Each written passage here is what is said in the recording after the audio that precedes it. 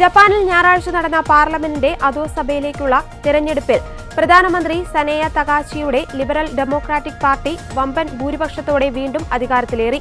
465 അംഗ പാർലമെന്റിൽ 316 സീറ്റ് നേടിയാണ് LDP കേവല ഭൂരിപക്ഷം മറികടന്നത്. നേരത്തെ പുറത്തുവന്ന എക്സിറ്റ് പോളുകളിലും LDP പാർട്ടി അധികാരത്തിൽ വരുമെന്നായിരുന്നു പ്രവചനം.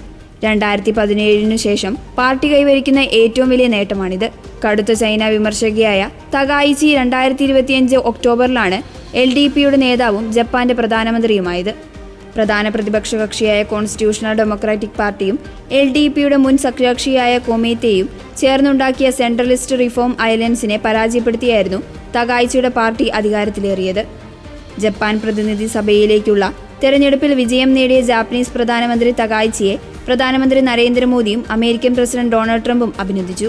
തകായിച്ചിയുടെ നേതൃത്വത്തിൽ ഇന്ത്യയും ജപ്പാനും തമ്മിലുള്ള ഉഭയകക്ഷി ബന്ധം കൂടുതൽ ശക്തമാക്കണമെന്നായിരുന്നു മോദി എക്സിൽ കുറിച്ചത്. തകായിച്ചിയുടെ കഴിവുറ്റ നേതൃത്വത്തിൽ ഇന്ത്യ ജപ്പാൻ സൗഹൃദം കൂടുതൽ ഉയരങ്ങളിലേക്ക് എത്തുമെന്ന് ഉറപ്പുണ്ടെന്നും മോദി പറഞ്ഞു.